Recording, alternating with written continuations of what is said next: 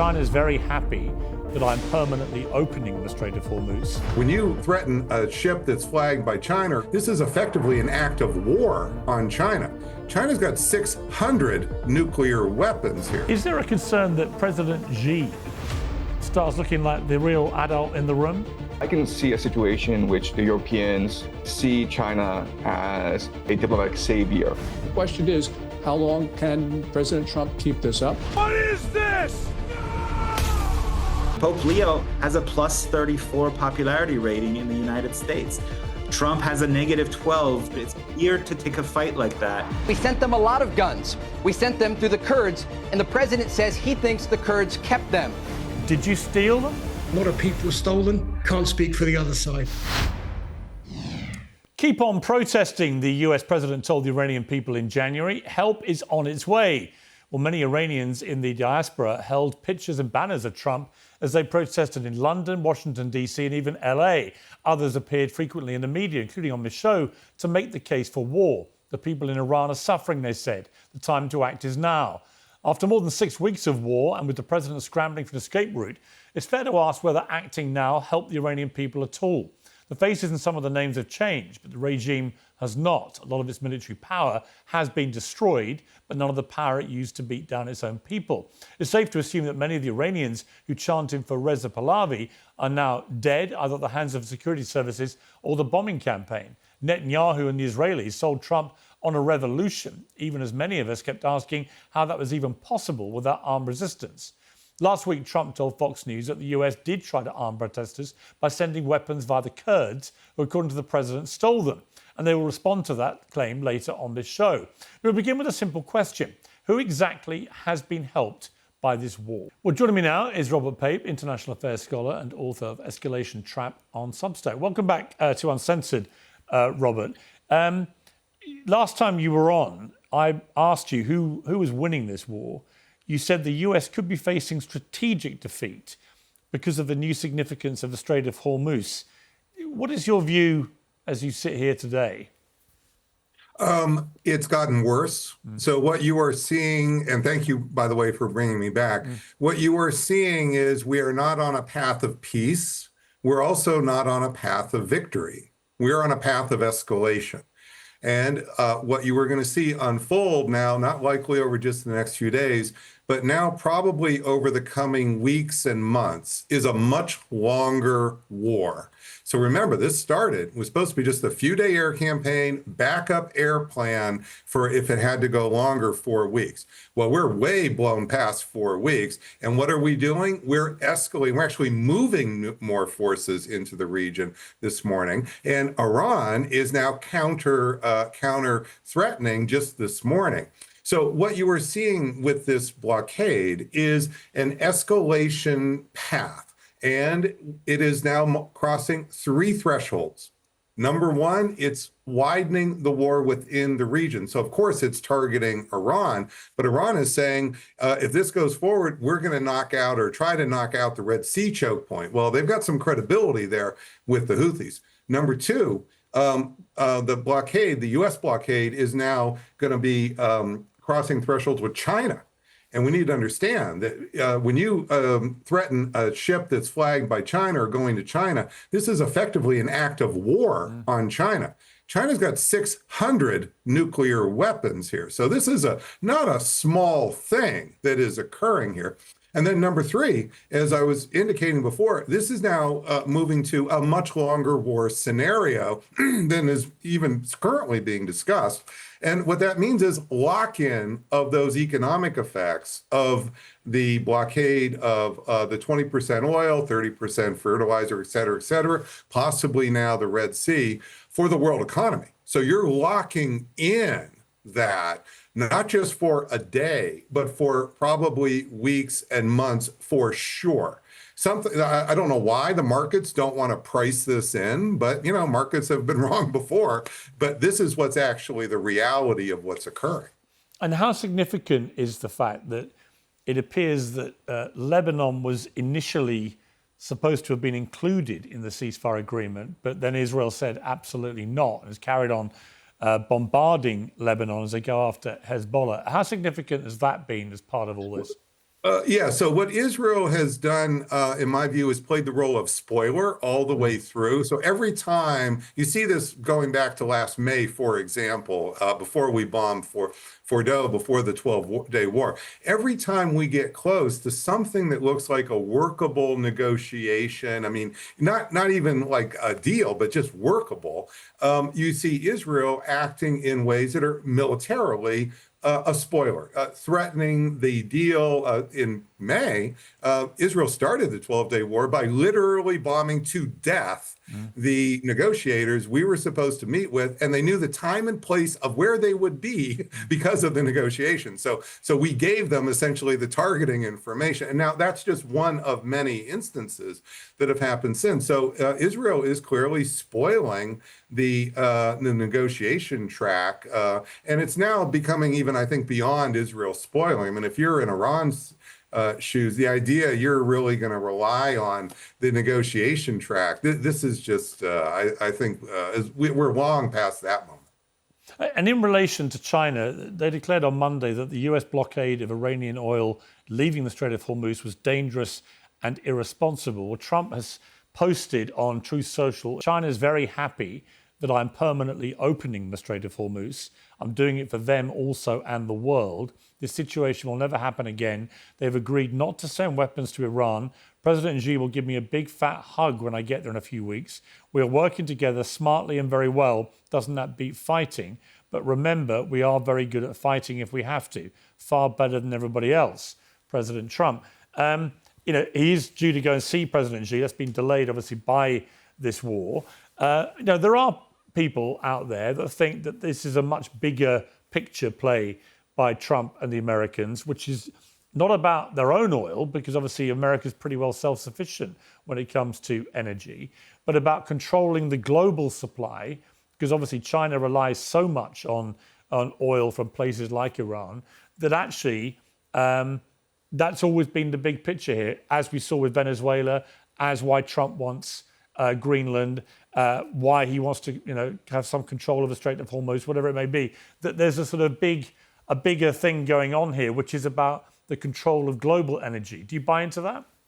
Well, last June, when we were bombing Fordo, I was spending 2 weeks in China visiting its advanced industries, the Xiaomi, that's electric vehicle, BYD, Alibaba, and having dinners with all of these executives and also some of the power players here in China. And what they were quite clear was they may lose a few percentage points of GDP if the United States gets sucked into a quagmire in the Middle East, but they gain enormous power here relative to the United States. So they were absolutely not wanting to get in their rival's way of sticking their nose into this deeper and deeper. And the idea that we've got this leverage over them, well, 80% of their needs don't come from oil, energy needs don't come from oil at all. And in fact, they're moving even more aggressively into solar power, not because they're liberals, but because this is their growth plan for the future. So I saw all that up close and personal for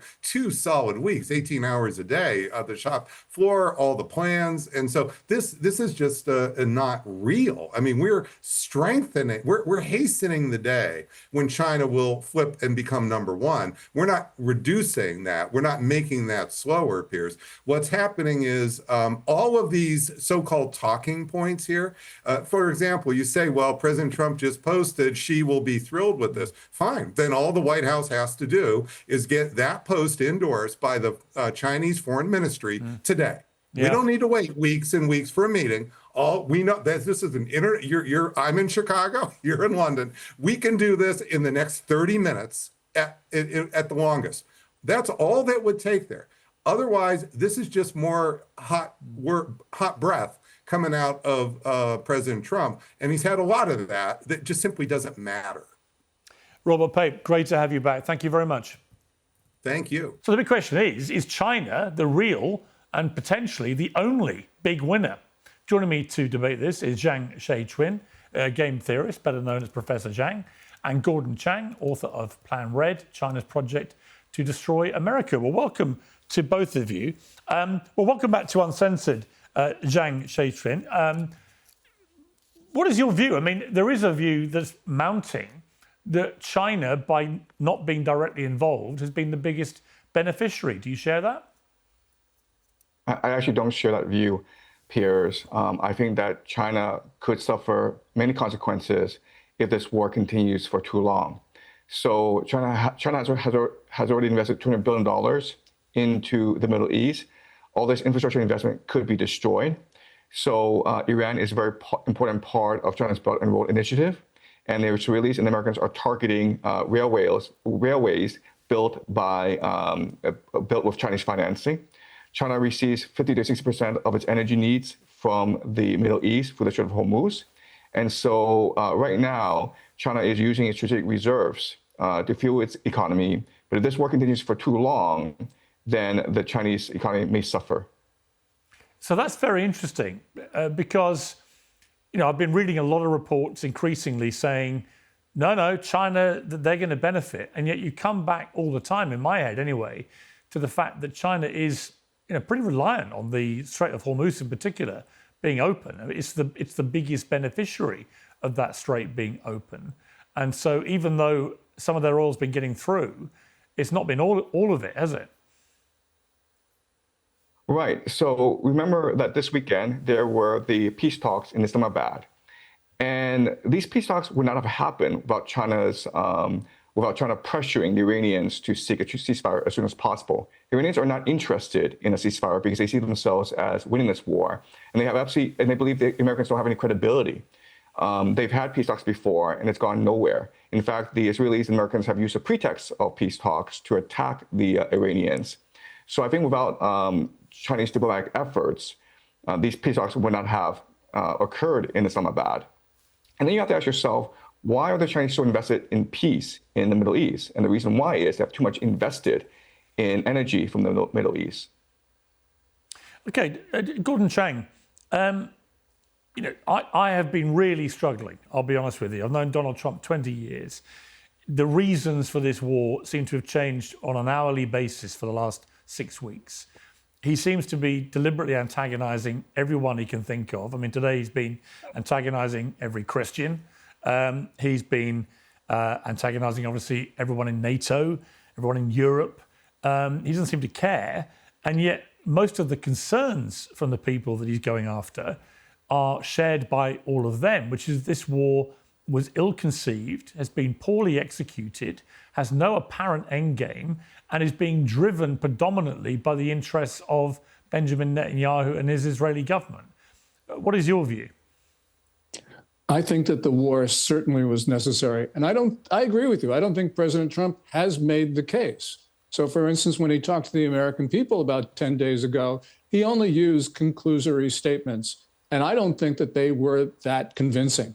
So, for instance, he said, well, the Iranians will soon have a missile that'll hit the United States.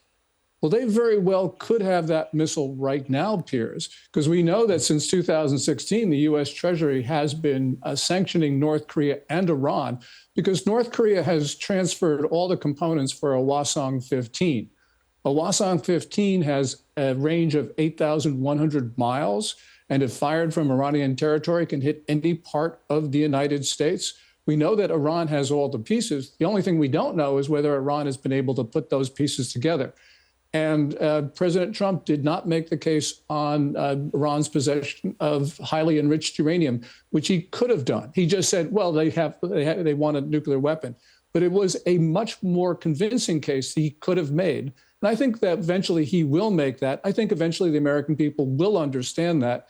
And I think that they will support the war. But of course, the question is, as you point out, whether Trump will make that case to publics, American and the world. Well, I don't see how he can successfully sell us the premise that this was always about preventing them building a nuclear weapon when the enriched uranium, which is quite a long way advanced on that path, remains massively underground, heavily protected, and the Americans and Israelis haven't got a single tiny dot of it. So as long as it remains there, and obviously getting it out of the ground would be incredibly hazardous, particularly if they deploy ground troops, I don't know how you can say that you've destroyed their chances of making a nuclear weapon. He said all that after the 12-day war last summer. And then within 9 months, we were back again on the same pretext. None of this makes sense to me. Well, if you're talking about President Trump's statements, I certainly agree with you. But there's certain things that we need to point out. And one of them is that we don't know where that 460 kilograms of 60% enriched uranium is. Right. And if it's not buried underground, and if the Iranians have access to it, then, they could very well turn that into, 90% enriched uranium. And by the way, we know that it's 60% only because they told us. So it could very well be 90%. So yes, there is a imminent threat or a near imminent threat. And I think President Trump did not make that case. But if you look at the facts, I do believe that they bear out the clear and present danger assessment that the American government has in fact made. And in terms of China itself, you got into a little bit of a spat with Donald Trump on air, actually, at Fox the other day. Let's take a look. I have a very good relationship with President Xi of China. We work together very well. They're paying us substantial money, as you know. We've never got money before.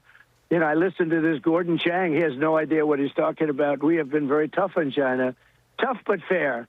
And, it's an amazing place. But I have a very good relationship with China, and they've been doing I put tremendous tariffs.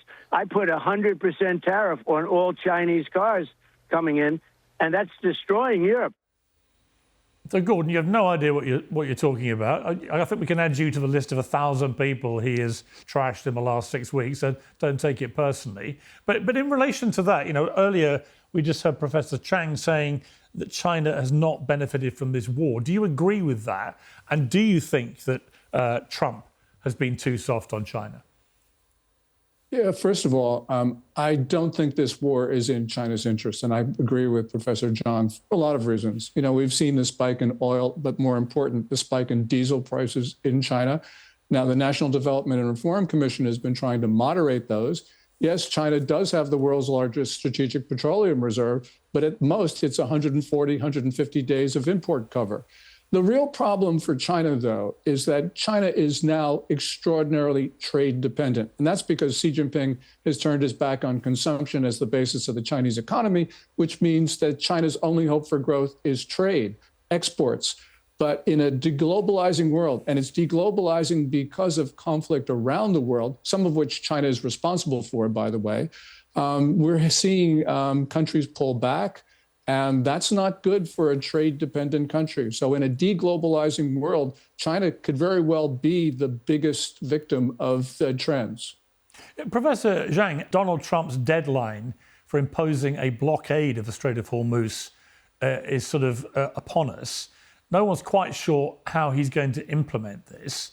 What do you think about this idea of a kind of revenge blockade driven by the United States? Right. So there's a lot of concern that a naval blockade is not feasible, because if you try to blockade the Strait of Hormuz, then you're within range of Iranian drones as well as ballistic missiles. But if you step back and you think about the larger strategy at work here, and I think that Gordon is right in that China is very much an export-dependent economy, and it's very reliant on free access to maritime choke points, such as the Strait of Hormuz and the Strait of Malacca. So if Iran can impose tolls in the Strait of Hormuz, there's absolutely no reason why the American military cannot impose tariffs and tolls on the Strait of Malacca. And so that would raise tremendous costs for China. And so maybe the overall strategy is not really directed at Iran, but really at strangling the Chinese economy. And you can do that by actually restraining China's access in certain key maritime choke points. But, China could, of course, as it did in the tariff war, it could hit back very strongly if it chose to. I mean, I've stood in Shanghai port, which I think is the biggest port in the world, and watched everything going out of there to the West predominantly. If China was to flex its muscles in restricting access of its goods to the world, it might suffer, of course, itself short-term economic harm, but it would cause a lot of damage to the global economy elsewhere. So it's not like they're powerless, right? Well, as Gordon pointed out, China is an export-dependent economy. So China benefits more from trading with the world than the world benefits from trading with China. So it makes no sense for China to impose an embargo on the world, and it can't really do that. The major question is, does China have a blue water navy to challenge American hegemony over the seas? And the answer is it doesn't. And the problem is that if China were to start challenging America in the seas, especially the Strait of Malacca, then that would activate the Japanese military. And Japan has actually the best blue water navy in East Asia. Okay, Gordon Chang, roughly 90% of Iran's crude oil exports go to China. That oil revenue supplies around a quarter of Iran's budget, a huge portion of which is then spent on its military. Without China, the regime wouldn't be able to pay its security forces, couldn't subsidize basic goods, and would soon face internal collapse. That is the theory that is, I think, guiding some of President Trump's decision-making over a potential blockade and so on, because Iran has become, in itself, utterly dependent on China. Do you understand the rationale for the blockade based on that? Yes. And by the way, on Saturday, 2 Arleigh Burkes, American destroyers, transited the Strait of Hormuz twice, and they did so without arrangement with Iran. So I think that if you parked a couple Arleigh Burkes in just outside the strait, you could close it. And that's what President Trump has talked about. He said that, look, we're going to seize any ship that has paid Iran's tolls. This cuts off all of its oil revenue. So really what we have is a strategy to starve the regime. Whether it will bring down the regime, I don't know. This regime is extremely resilient. But after a while, when you have no money at all coming in, then really you don't have a war effort on the part of the Iranians. So I think that eventually this will work. And the question is, how long can President Trump keep this up? I think that he can keep it up a lot longer than most people believe. So there is the makings of a strategy. And I think that it probably will work. Professor Jiang, I mean, there's a lot of chatter about what China's view of all this has been, and you've articulated it very well, I think, why it's actually more of a concern than a benefit.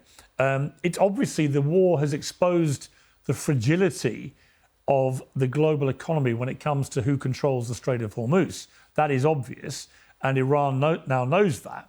And of course, other actors around the world now know that if you control a waterway through which a lot of the world's goods or energy flow, then you can cause paralysis around the world. So that won't have gone unnoticed, I'm sure, to people like Vladimir Putin. But you have also, conversely, had a revelation here that you can paralyze to a degree China in terms of its energy flow coming out of places like Iran. And that may be what Donald Trump has belatedly picked up on. Some people think that this was always his intention. I don't think it was, but I think he's now realized actually this kind of use of the waterways as an economic battering ram can work both ways, hence the blockade.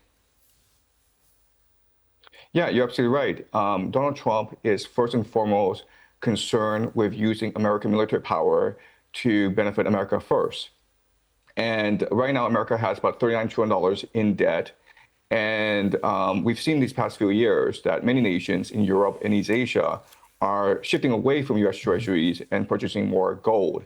If this trend continues, then America could face a sovereign debt crisis. And so the way to elevate this crisis is by forcing Europe and East Asia to depend more on North American resources, right? So LNG from America.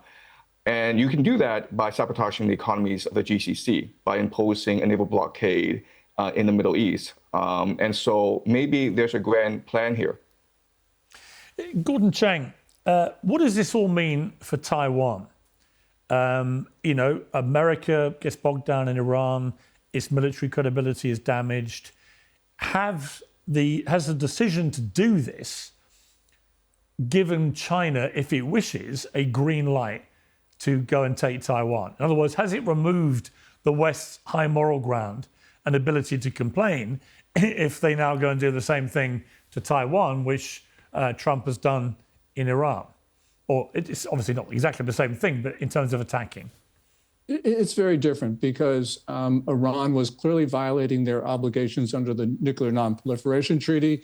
They attacked Israel savagely on October 7th. Iran's president in December said that there was a state of war between the United States and Iran. So, it's very different. The thing about Taiwan, and yes, the U.S. has drawn down its stocks, has used them in Iran, and this does create a vulnerability. But Xi Jinping has decimated the top of the Chinese military with his continual purges.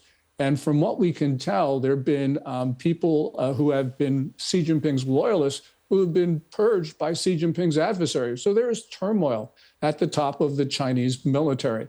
Now, to invade Taiwan, or at least the main island of Taiwan, you have to have a combined air, land, sea operation, which means you need coordination at the top of the Chinese military.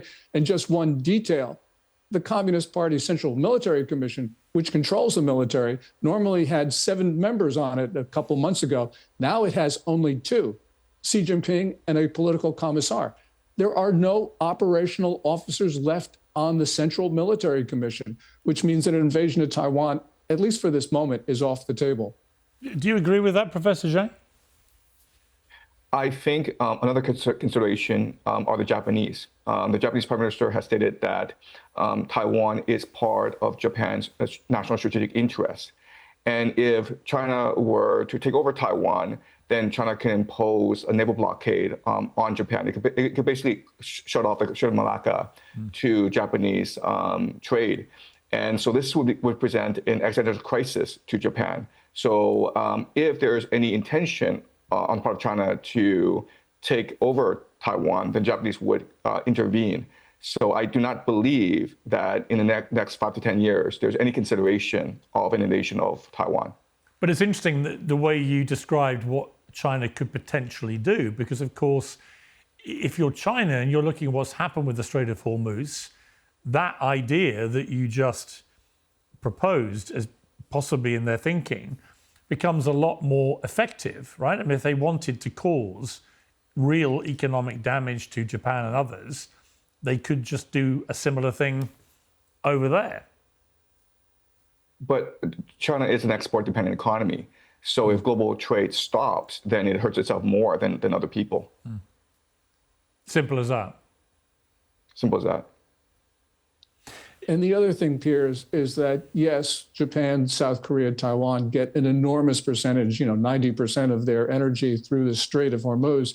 Right now, we have these very large crude carriers in the Gulf of Mexico or Gulf of America because they're picking up American energy from Texas and Louisiana. So that energy trade will redirect. Of course, it will cause severe disruptions in East Asia for a little while, but America has the energy to sell. Professor Chang, is there a concern, do you think? I don't know who the concern would predominantly be with, but Donald Trump has been behaving very erratically on the global stage and been deliberately attacking a lot of his allies, from the UK to France to Spain to Germany and others, NATO. Is there a concern that President Xi starts looking like the real adult in the room and that the United States loses that role in perception globally? The Chinese are first and foremost pragmatic, and the Chinese believe in mutual trade. And so I can see a situation in which the Europeans, the Russians, the Iranians see China as possibly a diplomatic savior in the situation. Certainly the Chinese were instrumental in organizing these weekend talks in Islamabad. So these talks were not effective and there were no results, but we can assume that these talks will become a regular thing even as this war progresses. Gordon Chang, what do you think? I mean, President Xi's been pretty quiet, not saying too much, letting this all play out. Donald Trump's been the complete opposite, rampaging around, looking increasingly like someone who's not quite sure how to get out of this mess. But if he blames enough people, eventually somebody might accept the blame. Is President Xi winning the kind of diplomatic war here, if nothing else? I think he's certainly winning the propaganda war because he does look stable. There's no question about that. And that's backed up by all sorts of anecdotal evidence and surveys. But Piers, something had to be done about NATO. And, as Mark Rutte, the NATO Secretary General, said, Trump has been great for NATO because he's gotten countries, except for Canada, to agree to that 5% GDP spending limit or floor. So really, these are things that had to be done. Now, yes, you're right. Trump should not have threatened war against Denmark over Greenland, shouldn't have been making those threats against Canada, and those are not helpful. But a lot of what Trump has been saying and doing was really important because previous presidents, previous American presidents have just kicked the can down the road and let NATO erode. They let Iran develop nuclear weapons. They let this and they let that. But Trump, I think, gets credit for doing things which are politically unpopular, but I believe are necessary for the national security of the United States, but also for the safety and security of the international system as a whole. It's not just America first. This is America actually guaranteeing or creating the conditions for enduring peace in the coming decades. I mean, that's assuming any of this works. I would say the problem with that argument is I can see why this is all in Netanyahu and Israel's interests, because they just want to do as much damage in Iran as they can possibly do. And they found a president that will help them do it and smash it all up. But in terms of the American national interest here, if ultimately this gets resolved with Iran retaining its enriched uranium, with the regime still in place, albeit with different members of it at the top, with the people not rising up in the way that the Israelis had assured the Americans would happen if you decapitated the Ayatollah and the leadership. If all these things, if that's how this plays out, and the Iranians have learned that they can strangle the global economy at any moment through the Strait of Hormuz if they want to, how is that not a terrible, terrible outcome for the United States? That's a possible outcome, but it's not the only outcome. And we got to remember that the war effort is supported not only by Israel, which is a combatant, but it's also supported by Saudi Arabia and many of the Gulf Cooperation Council states. So they do not want Iran to prevail, and they've been helping the United States, and they've been backing us. So it's not just Israel. It's, I think, the region, which has come to the conclusion that Iran is a danger that can no longer be sloughed off into the future. So, you have a scenario which is perfectly possible, but there are many other ones as well, which are much brighter. Yeah, I mean, Professor Chang, there's no doubt that what the Iranians have done by attacking its neighboring Gulf states has massively antagonized the UAE, Saudi Arabia, Qatar, and others. They've gone after them in their most vulnerable areas, really, which are hitting the oil refineries and hitting tourist areas. There's been a 10% reduction in people defecting, not defecting, but leaving some of these Gulf states because they fear it's not safe anymore. If that was to continue that trend, or they stayed away irrevocably, you can see the whole business model of moving from reliance on oil, which is running out, to an economy through the Gulf states based on tourism, sport, entertainment, and so on. It becomes very difficult to sustain that if you don't have the people. So the stakes are pretty high here, aren't they? It is possible that GCC does not survive this war. As you point out, the GCC is heavily dependent on expatriates, on international financing, and on global trade. And this war has shown that the GCC is really a mirage, created under the illusion that they will be protected by the American empire. In fact, we have the petrodollar system because the GCC had an agreement with America where the GCC would sell its oil in US dollars and recycle back into the US economy in exchange for American military protection. So not only did America start this war without their consent, but when this war started, the Americans abandoned their military bases and sought shelter in hotels, and that's why they were targeted by Iranian drones. So this was a very bad deal for the GCC, and I think it's very hard for them to survive this war, and that's why I think there's so much anxiety and pressure to launch a ground invasion against Iran. When we spoke the last time you appeared on Uncensored, you were predicting that America would have to commit ground troops. Let's take a look. Iran is putting a lot of pressure on the GCC, and I think at the end of the day, the United States will be compelled to send ground forces. Once the United States sends in ground forces, there's no turning back. It's all in. The sunk cost fallacy kicks in. It'll be another Vietnam for the United States because Iran is a mountain fortress.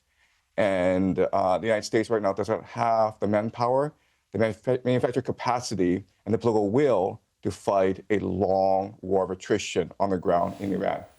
Now, you previously predicted correctly that Trump would win the election. You predicted the war with Iran. You also said that the United States would lose that war ultimately, and that remains to be seen. But on that specific prediction about the United States eventually having to commit troops, was that predicated on having to get the enriched uranium or in trying to effect a regime change? Yeah, I mean, I think it's a latter where it is impossible to effect regime change from the air. And it's not sustainable in the long term. We're already seeing American F-15s, F-35s being downed by the Iranians because, first of all, it's hard to maintain these expensive $100 million planes in a long war. And second of all, the Iranians are developing creative air defense strategies against the Americans. So eventually, if you want to continue this war, you're going to have to send in ground troops because it's too expensive to maintain an air war. But the cost on human life from a ground invasion could be catastrophic, not just for the people who get killed, but also for the massive political fallout that would head Donald Trump's way. And of course, he has got the backdrop of the United States midterm elections in November. If you go with the attitude that one American soldier is worth more than $100 million F-15 or F-35, you're going to lose this war. Right. So what should the attitude be? Well, first of all, America should not be in this war. America should have negotiated a peace treaty with Iran. America should have lifted all trade sanctions against Iran and allowed for civilian Iranian enrichment. And this would have brought global prosperity to the world. The Iranians were perfectly happy to abide by a nuclear treaty that they signed under Obama, and that treaty was going very, very well. So first of all, this war should not have started. Now that this war has started, I think it's imperative that the Americans recognize that this war is lost, it cannot be won, and refuse to commit ground troops. Because once it commits ground troops, then this war becomes a sunk cost fallacy, mission creep. It'll be like another Vietnam. So right now, it's a turning point. I implore the Americans, do not send in ground troops. Once you send in ground troops, you're stuck there for 10 years. Yeah, I think that's almost certainly true. I mean, Gordon Chang, you know, that paints a pretty rosy picture of the Iranian regime, you know, towing the line on the global stage. They've shown very little evidence they would do that. And in fact, of course, the whole point of the war from the Israeli point of view is that they've been the octopus providing the tentacles of terrorism to the Houthis, to Hezbollah, to Hamas, to terrorize Israel for several decades now. And that is why Israel wanted to neutralize that threat. And that is why Netanyahu worked so hard to persuade Donald Trump to bring America into it. I mean, do you think that the picture there that Professor Jiang paints of Iran being a reliable actor, perhaps if we'd done things differently, is that a likely scenario? Yeah, I don't share it. So, for instance, with the Joint Comprehensive Plan of Action, the JCPOA that President Obama negotiated, we know that the Iranians violated it. And President Trump, when he pulled out, said he couldn't certify a compliance. And we know that the Iranians were stalling and preventing inspections, which were part of that plan. And that was a direct contravention of its obligations. So no, I don't think Iran can be trusted. I'd like to think that they could, but at least on that one, and that's the most direct precedent that we have seen that they violated it. And by the way, they have 60% enriched uranium, which they admitted to. And so that's clearly a violation as well. You just go through the list of this, Piers, and I just don't think that Iran could be trusted. It's unfortunate, but that's the nature of the regime. It wanted a nuclear weapon, absolutely determined to get it, and it would lie and cheat and steal, which it did. What is your prediction, Gordon Chang, for how this plays out? Well, how it plays out is determined by one individual, President Trump. And I don't know. You're absolutely right when you say he's unpredictable. Now, we know what he says. I think that he is as good as his word on these issues for various reasons. He's been consistent about Iran not getting a nuclear weapon. He started this war, which he knew was going to be unpopular. So he's obviously determined to see it through. But, as I said, it's up to one individual, and we're just going to have to see. As I said, I think he's going to be as good as his word. Finally, Professor Jiang, I couldn't let you go without mentioning an encounter you had with Mehdi Hassan, who's a regular on Uncensored, in which he said you're misleading people because you're not actually a professor. And secondly, he called you China's useful idiot. Here is your chance to respond to these two charges. What would you like to say? First of all, he's absolutely right. I am not a professor. I am not a credentialed professor. I'm a high school teacher with a pretty popular YouTube following. And it's the internet that has called me professor. In China, it's a sign of respect to call someone a professor, regardless of his credentials. So it's entirely up to you whether or not to call me a professor. And the second point, that I'm a useful idiot, look, it is entirely possible that an algorithm is propping me up because I'm saying certain things that align with the interests of certain nation states, and I don't dispute that. My rise in the internet has been meteoric. It's surprised me, but I'm committed to education. I'm committed to free debate. I'm committed to free discussion. I am perfectly happy to engage with people on both the left and the right, and I think the path forward is open and free debate. Yeah, I completely agree. Gordon Chang, what is your view of Professor Jiang? Are you happy to call him a professor? And do you think he's China's useful idiot? Everything that Professor Jiang just said, I can certainly agree with him. I understand that title is something that people have given him, and that's fine with me. He has views. Some of them align with what the Communist Party of China believes. Some of them do not, as we just heard. He has his views, and I wouldn't characterize him with that useless idiot term. I think he just has views that both do align and don't align with the powers in China. Yeah, which from where I sit is actually a pretty good place to be. I have the same about my own country and my own government. I agree with them about some things. I disagree with them about others. That last time I checked is actually a pretty good place for most people to find themselves. But anyway, I'm quite happy to call you Professor Jiang. I think you are an internet sensation. It's great having you on Uncensored regularly now, and please come back soon. Thank you both very much. Thank you. Thanks, guys. Well, joining me now are two members of the Iranian diaspora with very different views about the war and what happens next. Sam Asghari, he's the Iranian-American actor, and Sohrab Ahmari, he's the Iranian-American journalist and US editor of Unheard. Well, welcome to both of you. Both Iranians, both have very strong views about this, and I'm very aware, having spoken to a lot of Iranians myself in the last 6 weeks, that opinions, they've evolved, they've fluctuated, people have changed their minds completely as it's gone on. Because obviously, those who wanted regime change have seen the supreme leader taken down and many of his top people taken down, but the regime itself still appears to be intact. So has there been regime change? Many think that hasn't happened. Has there been a popular uprising by the people? Not so far. Have the Iranian regime, have they found a way to strangle the global economy through the Strait of Hormuz in a way that may have even surprised them? Yes. So there are lots of complexities to this, and I wouldn't pretend otherwise. But Sam, let me start with you. Welcome back to Uncensored. What was your view at the start of the war on day one, and what is your view now? My view from the start of the war till now is the same. I mean, nobody wants war. Nobody wants innocent people dying. Nobody wants the American soldiers being sent overboard, that caused any sort of casualty to the innocent people between these two governments. And that's been the same. I mean, we never want war to start.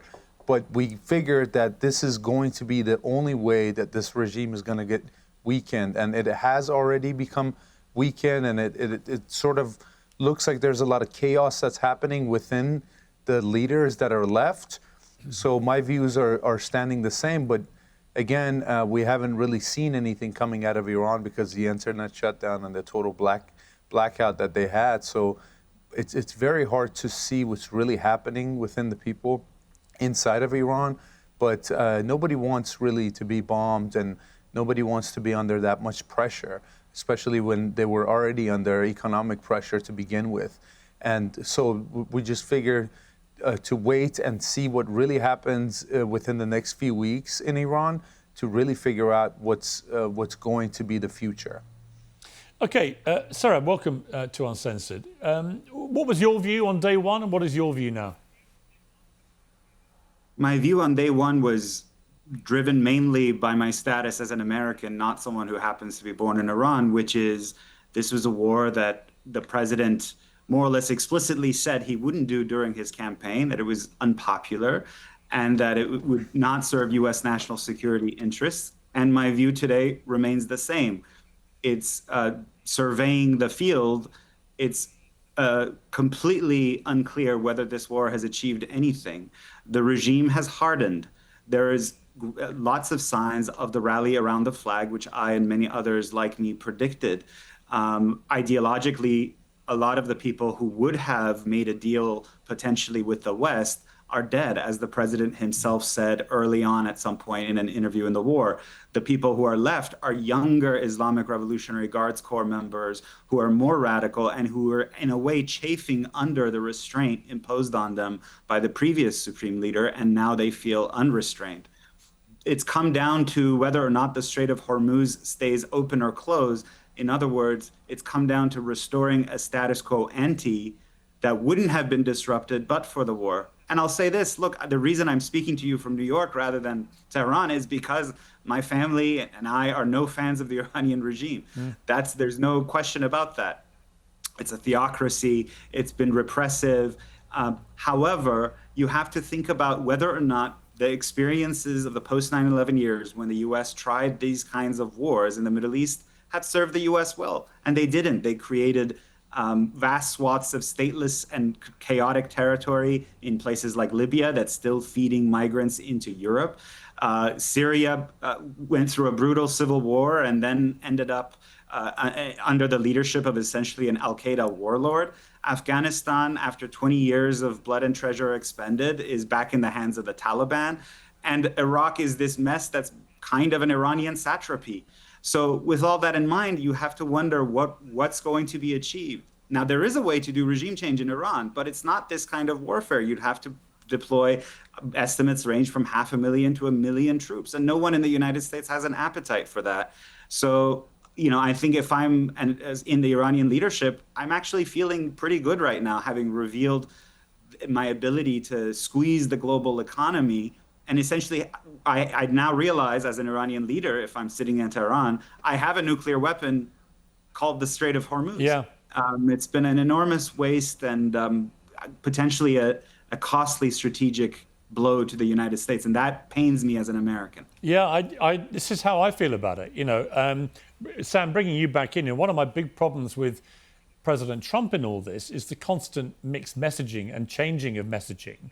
At the launch of what he called Epic Fury on February 28th, an address to the world, he said, "Finally, to the great proud people of Iran, I say tonight the hour of your freedom is at hand. When we are finished, take over your government. It will be yours to take." And we know from the New York Times reporting several days ago that Benjamin Netanyahu, in the White House Situation Room, in the build-up to this war, one of his persuasive arguments to Trump was that if you decapitate the leadership, then there will be an uprising.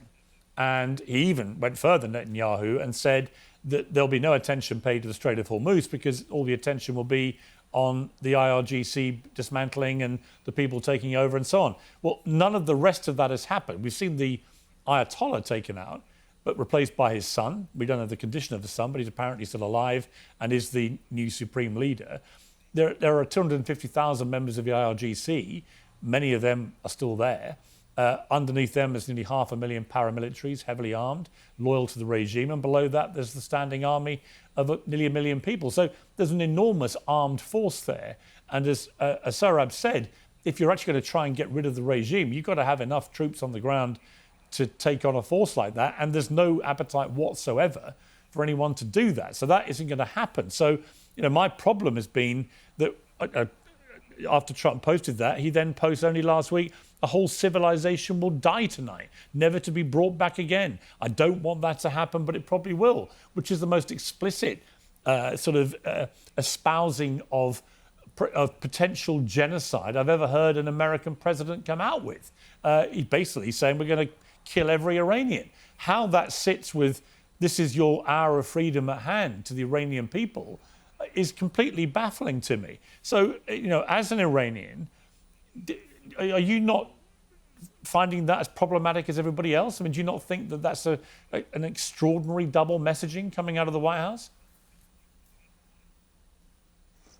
As an American, I feel that's not very presidential to speak when it comes to tweeting or whatever social media that you use, especially if this war or this operation ever started because of humanity. Remember, the whole point was that Iranian people were in need of help, and that was the whole campaign behind it. So it's something that I absolutely, as an American, I don't agree with. As a person, I don't agree with. And as a Iranian born, I don't agree with. But I think what the president was trying to do here is negotiate with the Iranians the way that they speak. He was speaking their language, and he sort of was doing that. But that's something that you don't usually do when it comes to political aspect for the other people to see. I mean, I see private messages between them and the president of the United States. That's one thing, but putting it out on the social media and to sort of play that role, it doesn't really play for American people, for the Iranian people. So it's absolutely not the way to speak. But again, he has been really trying to talk to these lunatics like a lunatic. Yeah, but you see, I just don't think that is the correct way to do it. It's like, yeah, you can behave exactly like your enemy, but if your argument is that this enemy is a bunch of appalling genocidal lunatics, you should rise above them. You should maintain in public at least, a high moral ground, I think. And I think, the problem with saying a whole civilization will die tonight is that when they don't, you become the boy that cried wolf. You become the emperor with no clothes. Your whole standing of issuing these sort of apocalyptic threats and then not carrying anything out is that if you're the Iranian regime, you're like, well, he blinked. However Trump tries to spin it, he blinked. And once you blink and you're the president of the United States, I think as Sohrab said, then you're inviting the regime to feel that, well, we had an existential threat to our existence and it's not happened. So in effect, we have won. It's just a question of the terms now. Yeah, I mean, I think I would harp on the strategic mistake. Set aside the moral dimension, which of course horrified lots of people, not least the Holy Father, Pope Leo. I happen to be a Catholic. Yeah, me too. But setting that aside, it just, you remember those hours. He said, I will rain fire upon you and destroy your civilization. Especially talk of civilization is so sensitive for Iranians because they justly take pride in a very old civilization, 2,500 years old. And then, in a matter of hours to say, yes, I've accepted the Iranian framework as a 10-point sort of opening for negotiations, which included Iranians charging a toll for passage through the Strait of Hormuz. I mean, that looks ridiculous. And again, American prestige some of it rests on this possibility that the United States is this power that has several thousand strategic weapons and could truly end a nation if it wanted to.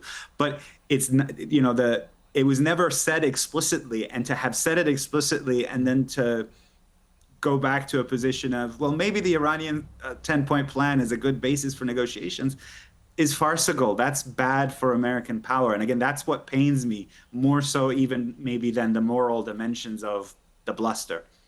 Yeah, I mean, Sam, none of the 10-point, 15-point plans, none of them actually articulate regime change as something to be negotiated even.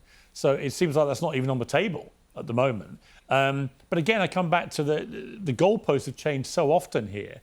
If I was Iranian, especially if I was living in Iran, I'd be like, I just don't understand what is happening here. Are we going to get to a situation where, because of the Strait of Hormuz being closed in the way that it's been so effectively by the regime, because of the way they've tactically attacked their Gulf state neighbors, in a very damaging way to the business model going forward for all of those Gulf states? And I've been to them a lot in the last couple of years. And if you're in Saudi Arabia or Qatar or UAE, your business model you're selling to the world that's been very successful to date has been, come here, it's safe, it's sunny, it's going to be entertainment, great for tourism, great for sport and so on. And that right now that's all on hold, which is devastating to them. So there's been a double-pronged economic war being waged by the regime, whilst the Americans and the Israelis have been waging a predominantly military war, saying we've got overwhelming power, we're going to destroy you. But this asymmetric double war, I don't think has worked for America in particular. I don't think the Israelis care, but I think Trump does, and he's seeing the political damage now in the polling. This was already a war most Americans didn't approve of, and that has increased that disapproval. So my gut feeling is Donald Trump got into this because he believed that when Netanyahu said all these things will happen, he believed him. And the reality is most of it hasn't happened.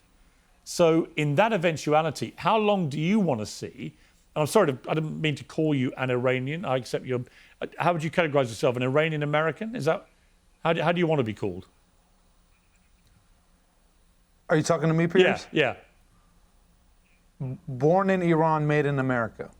So what do you prefer? What do you prefer to be? An Iranian American, or I don't want to put words in your mouth. Yeah, sure. America gave me everything, so I would consider myself American Iranian. Got it. But No that's Iran is something. Here's the problem with Iran. We cannot sit here and blame anybody else besides the government of Iran. Those are the main. That is the main devil in the Middle East. I mean, take a look at the Middle East. Like you said, every single country that's out in the Middle East, even Turkey, that's being ran by a dictator, is also weighing in the political field, rather than sitting alone and then saying we don't want any foreign any companies, anything that has to do to come to this country, and sort of they are the ones to blame to hold this civilization back and hold this country away from the planet. I mean, Iran is being sort of hostage from the planet, and for that country to be free, it's going to only benefit not only the Middle East, but also the entire world, and we're sort of missing that. So it's sort of hard to sit here and explain, try to blame the United States. I don't. Israel for Just to be getting clear, into this war. I agree with you. Look, I've got absolutely no truck for the Iranian regime whatsoever, and I shed no tears when the Ayatollah was killed. Let's be clear that they've waged a campaign of terrorism against their own people in Iran, and they've been the octopus with the tentacles of terrorism throughout the Middle East, and predominantly aimed at Israel, obviously through the Houthis, Hezbollah, and Hamas, and so on. So, I think we're all agreed on that. The question becomes, what do you do about it? And I'm just sitting here looking at this war 6 weeks in and thinking, well, the enriched uranium remains buried away. They've no idea where it is. The regime in the negotiations, the 21 hours they had the other day, made it clear they were not going to surrender it, and nor were they going to agree to any extended ban on them developing a nuclear weapon. Their argument being, well, Israel's got a load of them, why shouldn't we have one?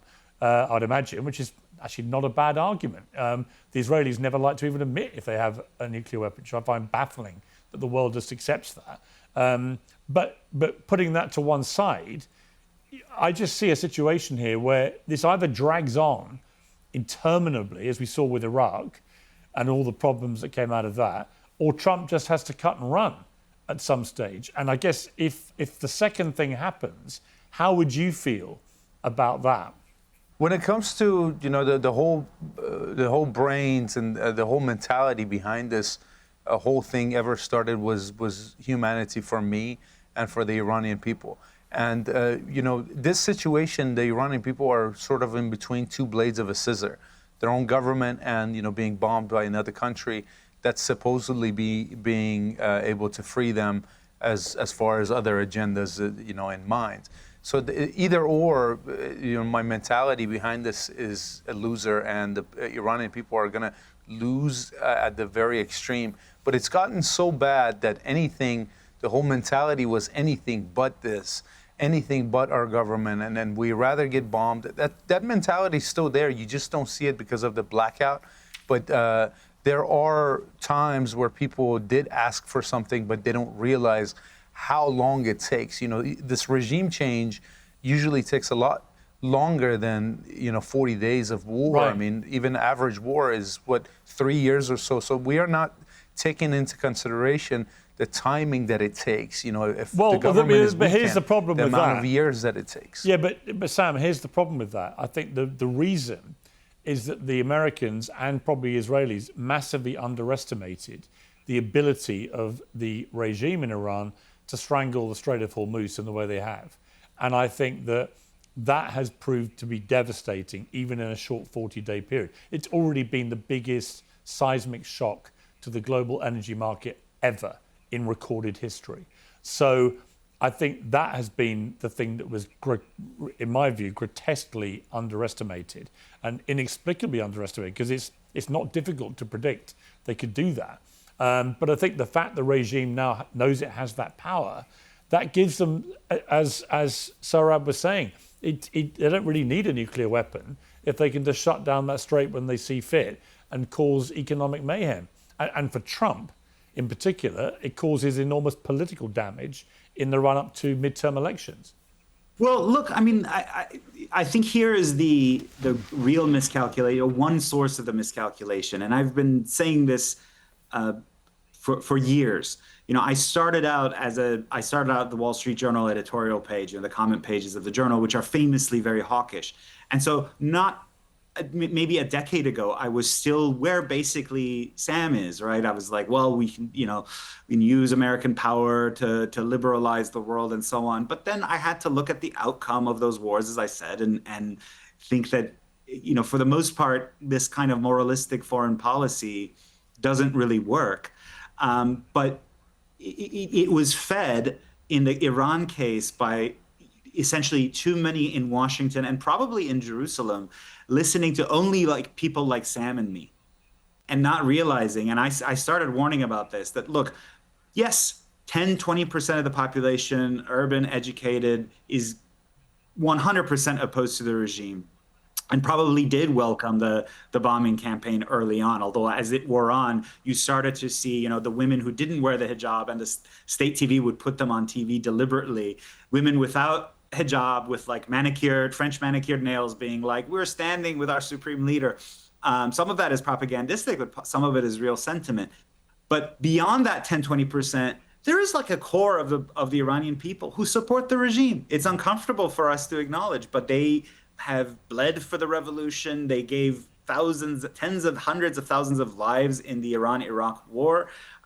They get both material benefits and sort of spiritual and ideological sustenance from the regime. And they're true believers. And they're the sector of society that has a kind of incumbency. They're the ones who are armed. And then there is the poor middle, the mushy middle, the 40-50% that can go now this way or now that way. Now, after all these events, I would bet that mushy middle has actually been dragged to the pole that was pro-regime, that was supportive of the regime, because no one likes to be bombed. No one likes to see the attacks like the one on the Minab school in Minab that killed 100-some schoolgirls.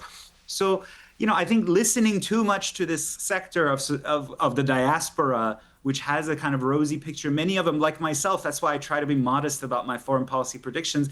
I haven't been to Iran in 25, 26 years. I don't know the sorts of evolution that has taken place. So, and I feel sort of bad for the followers of Reza Pahlavi. I think, monarchy is an ancient tradition in Iran at 2,500 years.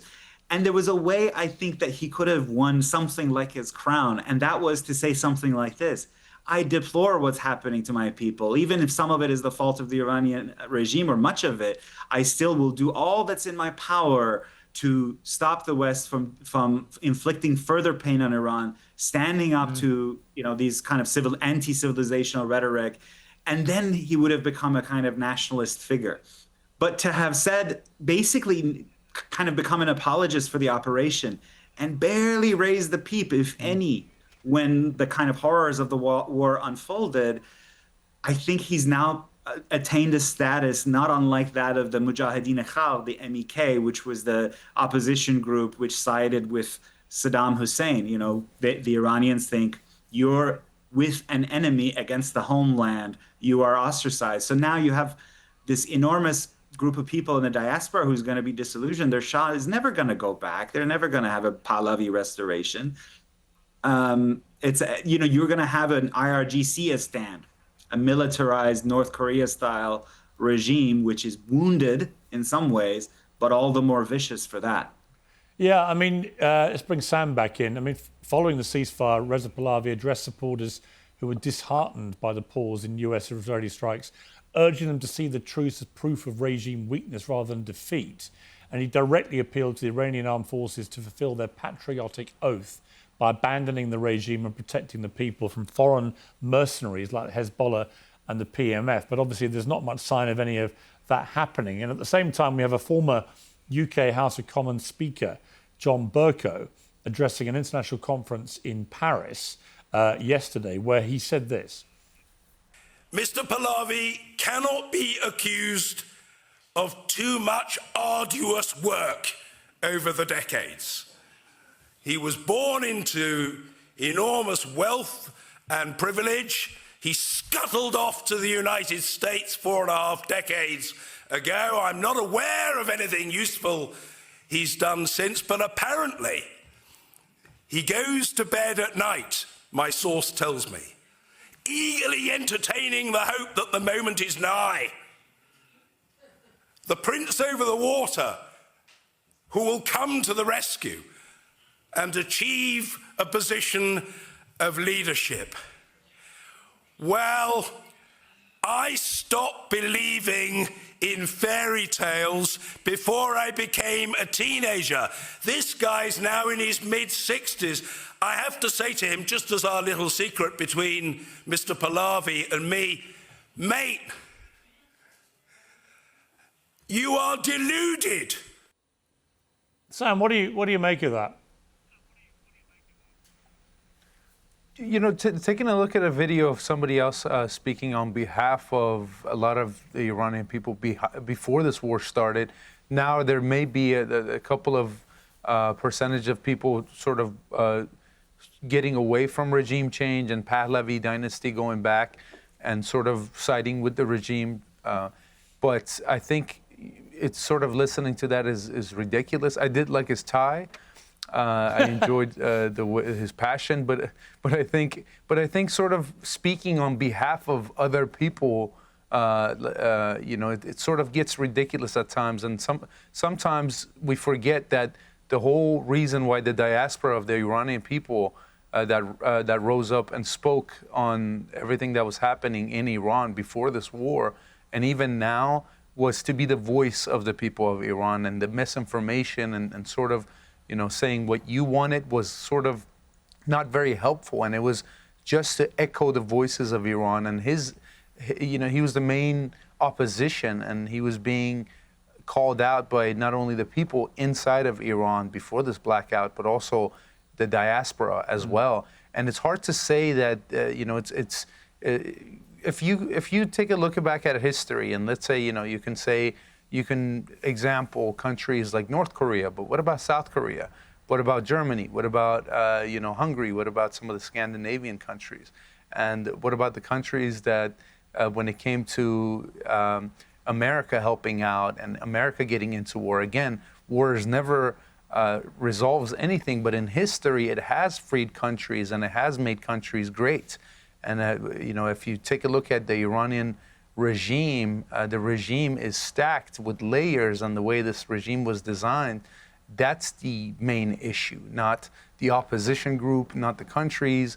If you take a look at Israel, sure, Israel has done some, their own stuff in Palestine and in Iran, But the people of Iran are the ones that are being shut down and shut out by the internet. So that is the main issue. The biggest issue is we are not really understanding the percentage of people. I don't think it's 20 to 30% of the people. I think it's a lot more than that. And it's not that we are getting bombed. This whole thing started of how weird it was as an Iranian to say, I'm glad another country is coming in, because how badly their own government was handling and managing the government. This wasn't about, wearing your hijab or covering. This was about just economic management. I mean, you got a country that's supposed to be one of the wealthiest countries in the world, and they don't have internet. They don't have the most Is it better basic, though? Is it better though, Sam? On that point, is it better to have an organic overthrowing of a leader, as we saw in Syria recently with Assad, for example, where it's driven by people from within Syria? Is that the best way to affect regime change? In other words, it was interesting what Sohrab said earlier, because I think it was Sohrab, where you touched on the fact that some people in Iran may well have rallied behind the regime against the bombing, not because they like the regime, but because they hate the bombing more. And I talked last week on the show about a Kosovan who runs a cafe near me, who said it reminded him, he had some Iranian customers come in who said they had done that exact thing. They were very anti the regime, but they were more pro their country than they were the country being bombed by outside forces. And he said it reminded him of what happened in Kosovo when NATO attacked Milosevic, is that quite a few Kosovans did in the end put their country ahead of their hatred of Milosevic. And, that could explain why you're not seeing any uprisings at the moment, along with the obvious issue of there's bombing everywhere and so on, and the memory of what happened in January. But what do you think to that argument?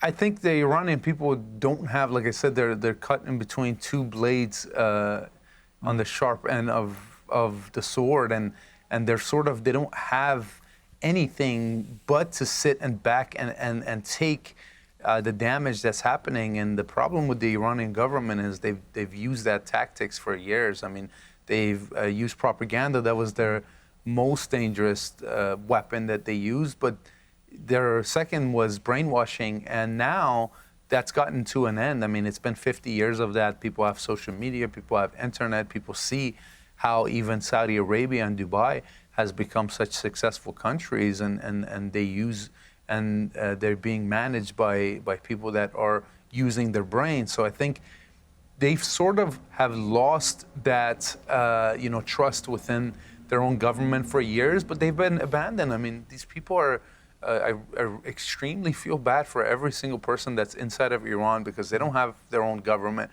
They're totally on their own. They don't have anything. They don't have bank systems right now working. They don't know what the future is. They don't have basic internet, but it's the mentality of their own government. They rather their own government being bombed. But yes, be careful what you wish for. I mean, if you never, been bombed before or never seen that, right, of course you're going to be frightened. Of course it's going to be a moment where you're going to realize this is so bad. Yeah. We're getting hit by every single angle of life. Yeah. Sohrab, let me bring you back in, because on this issue of propaganda, there's a meme that we have here of what they're talking about, which is the way the Iranian regime is kind of using digital propaganda to get to people in the West in particular. Let's take a look. Yeah. Keep that same energy. You ain't nothing but a fraud. Yo, call him what he is. Liar!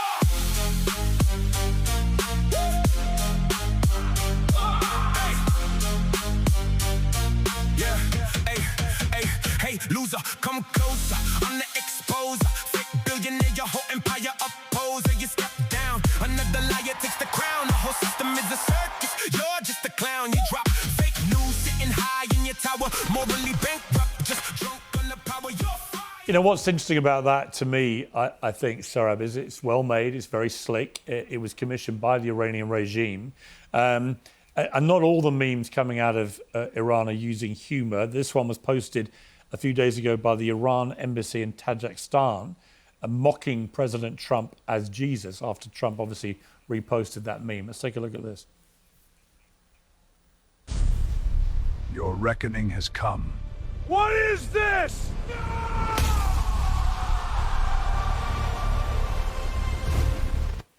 So, you know, it's sort of effective use of modern social media tools to get their point over, and I think it's undeniably been quite effective. What do you think, Sohrab? Yeah, look, I mean, notice how much more nimble they are in terms of their messaging. What they're trying to do is drive a wedge between Western, especially American domestic audiences that didn't vote for this war. A lot of the people who rallied to Trump in 2024, young men, about a fifth of African American men, a half of Hispanic men, they thought they were getting the peace ticket, as the RNC called itself. And it was one of the most appealing things about President Trump beginning in 2016 is he ran as a critic of the neoconservative, hawkish establishment in both parties that had launched a bunch of what he called disastrous wars in that famous February 2016 debate with Jeb Bush, Senator Cruz, and the others. You know, at the time, I was on the right, and I'm still in some ways of the right, but it was so taboo to point out that Iraq had been a disaster, and Trump just came out and said it, and he flipped the script totally on all of this stuff, and that's what made him attractive. And so then for him to launch wars gives the Iranians an opportunity in their propaganda to separate his supporters from the administration. And again, it's nimble in the sense that the target is Trump, or what the Iranians call the so-called Epstein class, things like that. They don't attack a whole American civilization. By contrast, you have, you know, figures like Secretary of War Pete Hegseth and President Trump using this very crude rhetoric, targeting a whole civilization or talking about driving Iran back to the Stone Age, having, as you pointed out, Piers, launched the war on the promise of help is on the way. And how did you feel, Sohrab, about the attack on the Pope Leo, the first American Pope, obviously, which came in the same sort of 48-hour cycle as Trump reposting a meme of himself as Jesus, even though he now ridiculously pretends he thought he was a doctor. But this sort of double-pronged attack, both on sort of mocking Christianity in a way that offended even his most committed MAGA supporters, many of whom, of course, are very committed to Christianity, probably more intently than they are to Trump himself. So a completely crazy thing to do, I thought, politically, never mind anything else. But the attack in particular on the Pope, who his only argument has been that he just wants the war to stop. He thinks war is bad because it kills a lot of people. What did you feel about that as a Catholic? Well, look, I was offended. You know, as Catholics, we look to the Pope as a spiritual father. He's the vicar of Christ. He's the successor of Saint Peter. In the book of Acts, there's a verse that says that when Peter came around, the people would bring the ill and disabled, and they would lay their disabled and sick people in the path of Peter so that his shadow might fall on them and heal them. So that's the kind of level of authority you're talking about. And, you know, there's something bizarre about that message of saying Pope Leo is weak on crime, as though he's talking about like a local mayor. And it really did go into dementia territory, because I think Trump has like a grab bag of insults in his head. It's like Barack Hussein Obama, weak on crime, Leo, weak on and you know, so, and look, the fact is that Pope Leo is also not only speaking from this deep tradition of the just war theory that the Catholic Church has developed, where war is seen as an evil, and it doesn't say that you can never wage war, but it has to be under very strict conditions. And he's not only speaking from within that tradition, but he's also just addressing where popular sentiment is in the United States. Pope Leo has a +34 popularity rating in the United States.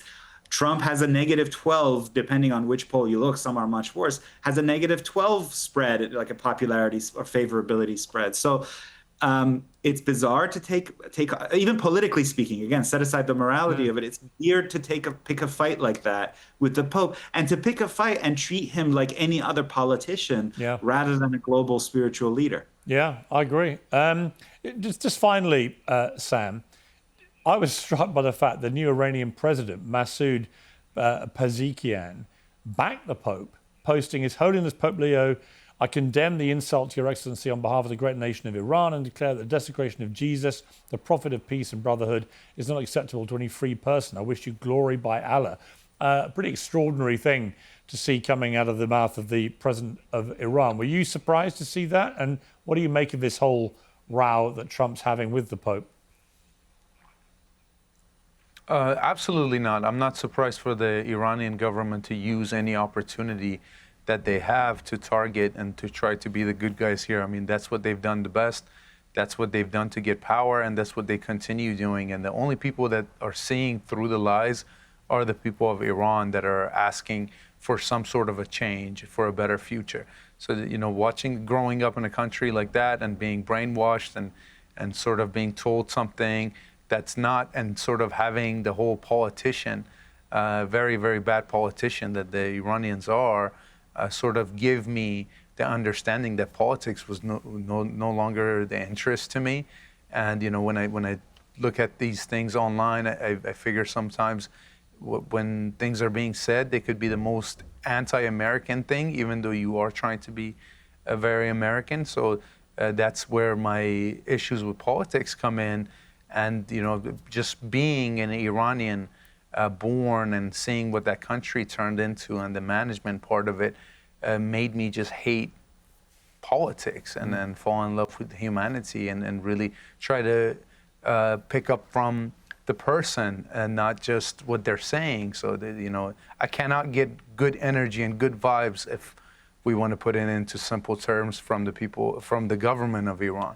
Absolutely not. So I don't care what they do, even if they tweet my picture and say we love Sam. I don't care. I don't want to hear from them very whatsoever. quickly, Sam, because we run out of time. But let's go forward 6 months, putting aside what you hope would happen. Based on where we are today, what do you think will happen? Eventually, within the 6 months range, I think it's a short amount of time to really determine what's going to happen. But for the people of Iran, what I'm hearing from the inside is that this is only going to get better. And I hope this war stops, and I hope there is a deal into a new future for the people of Iran, new management. And I think it's more realistic to look down 3 to 5 years to see real change coming from that government.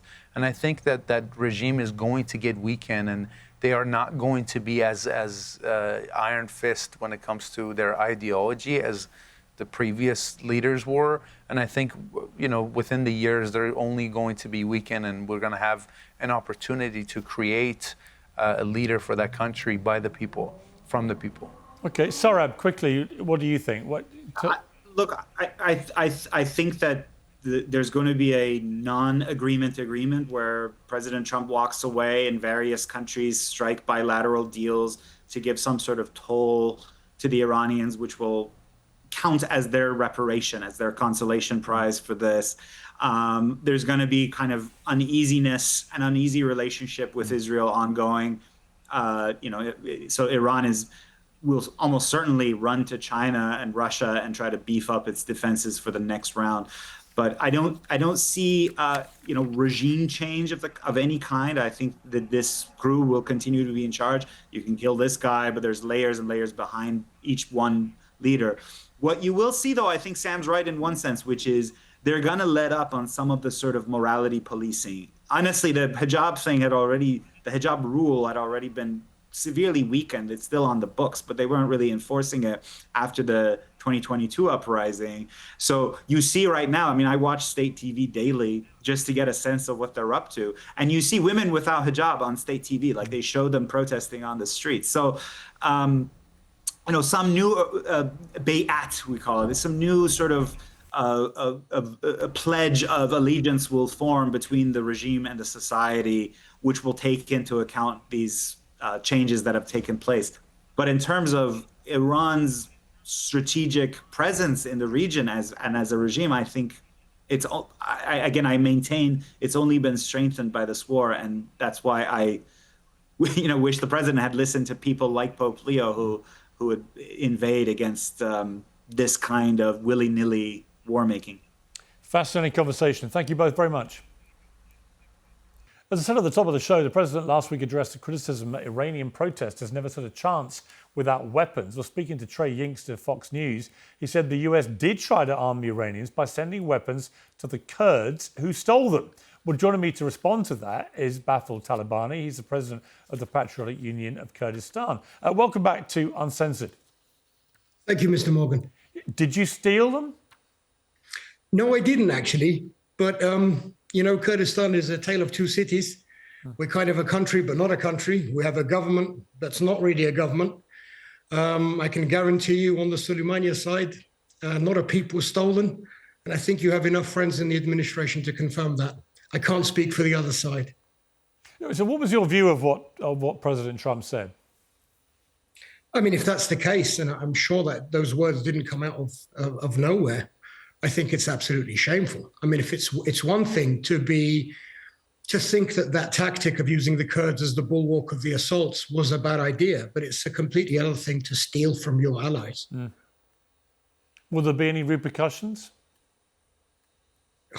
I wouldn't want to steal from Mr. Trump, would you? Not particularly. No. No, I presume there will be. In terms of the wider war, what is your perspective on where we've reached here 6 weeks on? Looking at it a bit differently, Mr. Morgan, I think that patience is required is the number one thing. But I think that instead of a small win, there could be the opportunity for a larger win if the Americans are thinking that way. And Mr. Trump's book indicates some of that. I think that if they concentrated on perhaps not just this immediate conflict, but all the things in the Middle East that contribute to this conflict and exasperate this conflict, perhaps there's an opportunity for a greater understanding and a bigger deal, a deal regarding the Palestinians, a deal regarding what's happening now in Lebanon, for example. I think if the American administration went for a bigger deal, absolutely it would take more time, but the victory would be colossal and it would be a change in the Middle East. It would be a real win. And I think the numbers in the upcoming elections in the United States would be very favorable to the Republicans.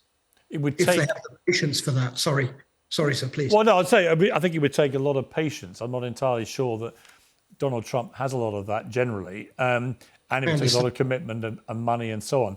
In terms of this idea of regime change, yes. There was a big piece in the New York Times a few days ago suggesting that Benjamin Netanyahu painted a picture to Trump, which Trump clearly bought into, that if you decapitated the leadership of Iran and killed the Ayatollah, that it would lead to regime change, that the IRGC would basically fragment and then collapse and the people would rise up and you would have a change of regime. Was that ever likely? And is that even possible, do you think? Honestly, Mr. Morgan, I don't believe so. I think that the bombing campaigns have had the adverse effect. You can speak to Iranians. We do. Thousands of Kurds contact us. They can even tell who's bombing from the targets, Mr. Morgan. This may be something you haven't heard before. Every time a school is destroyed, every time a university is destroyed, every time a hospital is destroyed, they know it's not the Americans. I can't see how that's helpful. You can't bomb people into loving you. I just don't believe it. And I think the tactic is wrong. And it's having the adverse effect. We've seen people demonstrating who've been interviewed. Madam, you were here 6 months ago demonstrating against the regime. And they say, we're not demonstrating for the regime now. We're demonstrating for our country, for our land, for our soil. And that's understandable. I think your Kosovo example was extremely astute. Yeah, it was passed to me by Kosovan. That's why I thought it had great credibility. And I was trying to think what would happen with the UK, for example, right? If we were bombed here, however unpopular the government at the time, I think you would see people rally behind the country. I think it's an instinctive human reaction. It's exactly that. It's a human reaction. I think one of the dangers is listening to the diaspora and to refugee communities when we were in the UK, we were so against Saddam, we would have said anything. And I think that maybe the Iranians in America are wonderful, educated people. They may not be the right people to listen to. I think that the United States has great intelligence. They have very good friends that are very close to them. And I think that that's who they should be listening to. I'm optimistic now that the Pakistanis are sending a team to Tehran very soon to continue the negotiations. And I think one day where everything didn't go well shouldn't be the end of it. There was progress made, Mr. Morgan, on many of the smaller issues. I think a lot of progress was made. I've heard this from both sides. So I think given the opportunity for things to continue, and this ceasefire deadline isn't written in stone, it's very easy to extend things. And my hope is that people will see sense and realize that this is one of those conflicts that violence will not resolve. Bafel Talabani, thank you very much indeed. You're always welcome on Uncensored, not least because I think you're the only guest who regularly calls me Mr. Morgan, which I greatly appreciate. So, Mr. Talabani, thank you. Thank you very much, Mr. Morgan.